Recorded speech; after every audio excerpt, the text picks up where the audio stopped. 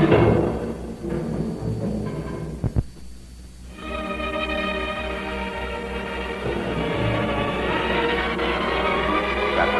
14 do Evangelho de Jesus segundo São Marcos. 2 dias depois era a Páscoa e os pães asmos, isto é, sem fermento. Os principais sacerdotes e os escribas procuravam algum meio de prender Jesus à traição para matá-lo. Porque diziam, durante a festa não, para não haver revolta do povo contra nós. Estando Jesus em Betânia, sentado à mesa na casa de Simão, o que fora leproso, veio uma mulher trazendo um vaso de alabastro com preciosíssimo perfume de nardo puro, e quebrando o vaso, derramou-lhe o perfume sobre a cabeça. Alguns se indignavam, dizendo: mas para que esse desperdício? Perfume podia ser vendido por mais de 300 denários e ser distribuído esse dinheiro aos pobres. E falavam mal contra ela. Mas Jesus disse: deixai-a, por que molestais esta mulher? Ela me fez uma boa obra. Os pobres sempre estarão convosco. Quando quiserdes, podeis fazer-lhes bem. Mas quanto a mim, por pouco tempo estarei convosco. Em verdade, ela fez o que pôde. Ungiu meu corpo antecipadamente para a sepultura. Em verdade, eu vos digo que onde quer que seja pregado em todo o mundo o meu evangelho, será também contado em memória sua o que ela me fez. Judas Iscariotes, um dos 12 apóstolos, foi ter com os principais sacerdotes para lhes entregar Jesus. Eles, ouvindo Judas, se alegraram e prometeram dar-lhe dinheiro, 30 moedas de prata. Então Judas buscava a ocasião oportuna para entregar Jesus. No primeiro dia dos pães asmos, quando sacrificavam a Páscoa, disseram a Jesus os seus discípulos: onde queres tu que vamos preparar a Páscoa para comeres? Enviando ele 2 dos seus discípulos, disse: ide à cidade, e sairá ao vosso encontro um homem trazendo um cântaro d'água. Segui-o e dizei ao dono da casa, onde ele entrar, que o Mestre Jesus pergunta: onde é o meu aposento, no qual hei de comer a Páscoa com os meus discípulos? Ele vos mostrará um espaçoso cenáculo, mobilado e pronto. Fazei ali os preparativos da Páscoa. Então, partindo os discípulos, foram à cidade, acharam tudo como ele lhes tinha dito e prepararam a Páscoa. À tarde, Jesus foi para lá com os 12 apóstolos. Quando estavam à mesa e comiam, Jesus falou: em verdade eu vos digo que um de vós que come comigo vai me trair. Então começaram todos a se entristecer e a perguntar um após outro: porventura sou eu? Jesus respondeu: é aquele que põe comigo a mão no prato. Pois o Filho de Deus, ele se vai, segundo está escrito a seu respeito, mas ai daquele por quem o Cristo é traído.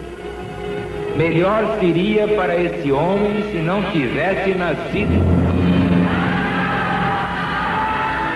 Estando eles a comer, tomou Jesus o pão e, tendo dado graças, o partiu e lhes deu, dizendo: tomai, este é meu corpo. Tomando o cálice, rendeu graças a Deus e, Todos beberam dele. Então lhes disse: este é meu sangue derramado por muitos.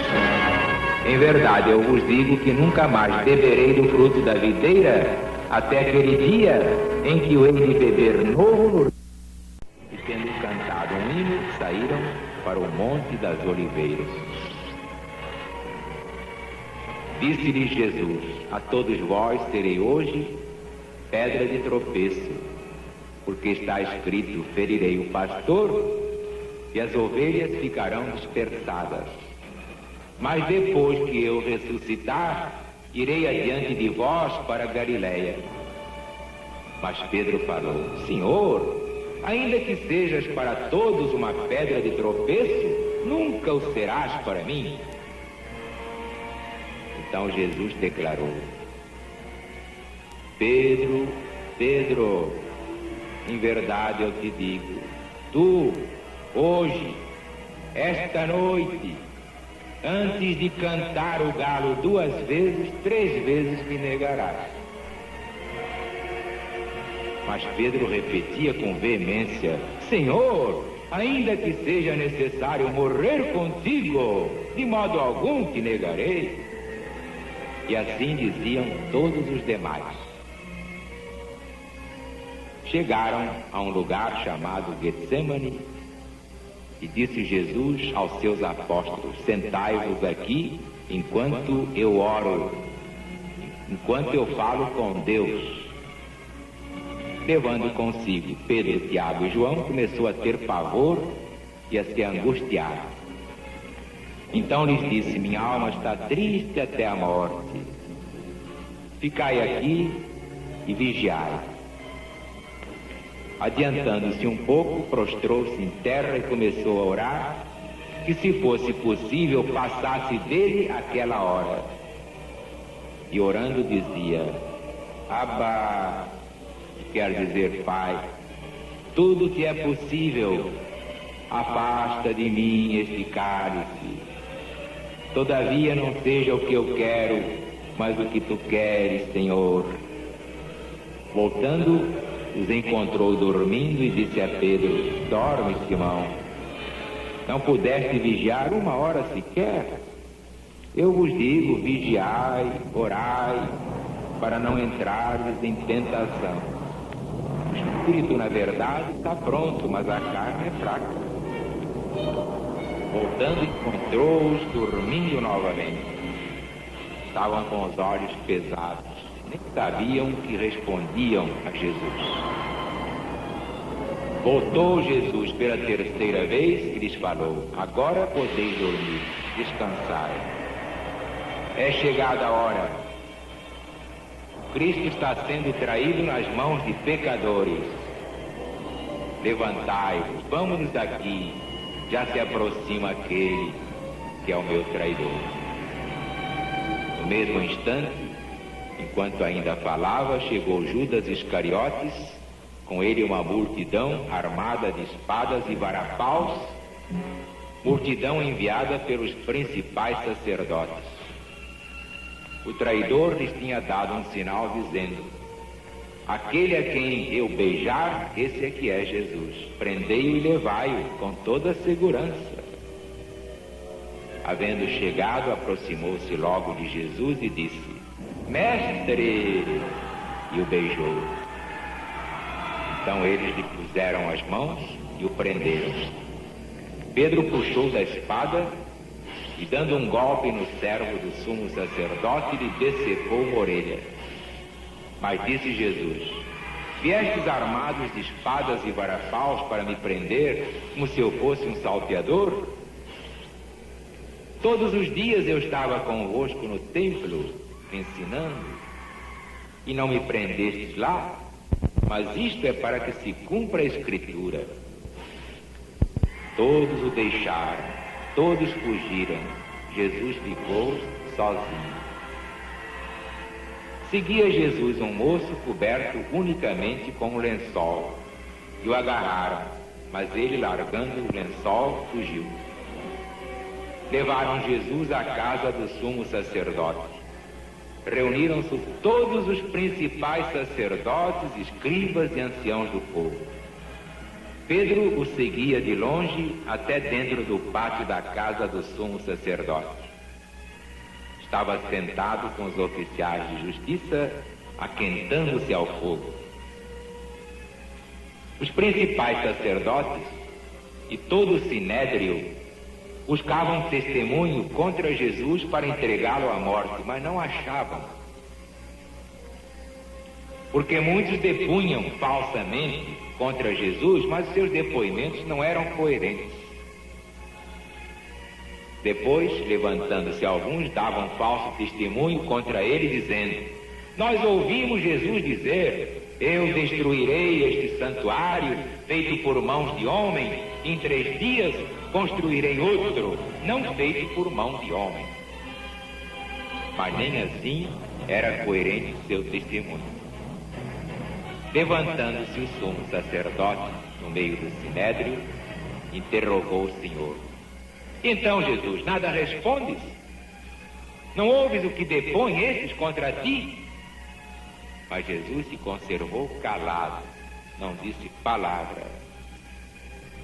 Tornou a perguntar ao sumo sacerdote: então, és tu o Cristo, o Filho de Deus? Jesus respondeu: eu sou. E vereis o Filho de Deus sentado à mão direita do Todo-Poderoso e voltando nas nuvens do céu. Então o sumo sacerdote, rasgando as suas vestes, disse: não há mais necessidade de testemunhas? Ouvistes a blasfêmia? O que é que vos parece? Então todos o julgaram réu de morte. Alguns começaram a cuspir nele, a lhe tapar o rosto, a lhe dar punhadas e a dizer: adivinha, Jesus, quem foi que te bateu?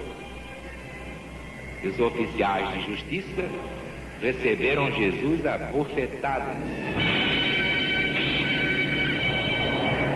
Estando Pedro embaixo, no pátio, veio uma das criadas do sumo sacerdote, que vendo Pedro a se aquentar, o encarou e disse: oh, tu também estavas com Jesus o Nazareno?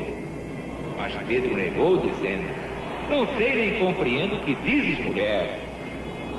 Saiu para o alpendre. Vendo a criada, tornou a dizer aos que estavam ali: esse aí é um deles. Mas de novo Pedro negou. Pouco depois, os que ali estavam disseram novamente a Pedro: certamente tu és um deles, pois também és galileu. Pedro, porém, começou a praguejar e a jurar: não conheço esse homem. Imediatamente cantou o galo pela 2ª vez. Então Pedro se lembrou da palavra que Jesus tinha proferido: Pedro, Pedro, antes de cantar o galo 2 vezes, 3 vezes me negarás. Então Pedro, caindo em si, começou a chorar amargamente.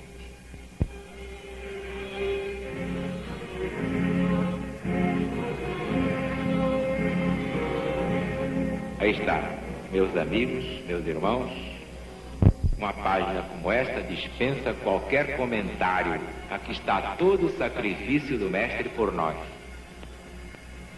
Sabia que a humanidade é ingrata, que a humanidade é inconsciente, essa fraca argila humana.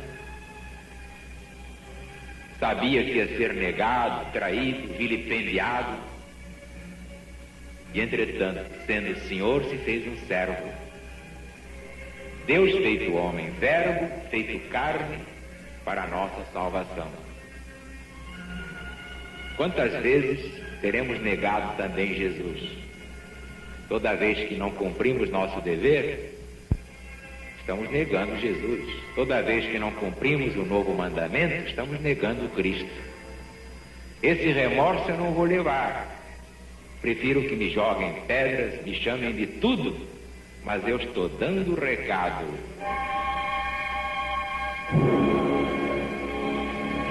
O ponto segundo é que quando eu digo aqui, eu realmente sou um apóstolo de Jesus. Mas a pretensão dos garotos que é apóstolo.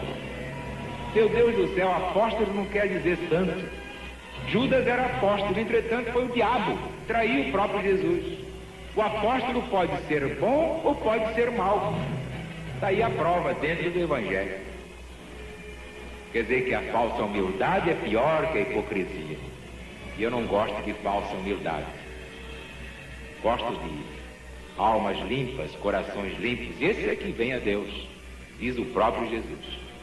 O ponto terceiro é quando Jesus se refere ao pão e ao vinho. Quer dizer, o corpo e o sangue. Isso aí deu origem a muita interpretação esquisita, até o tempo atual. Muita gente tem interpretado essas palavras de uma forma que não é a verdadeira.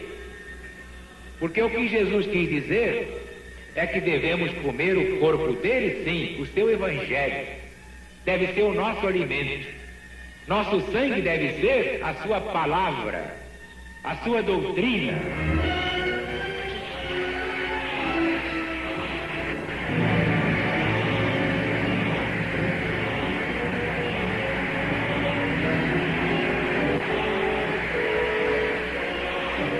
Então, viva ele, bebê! Viva o Brasil!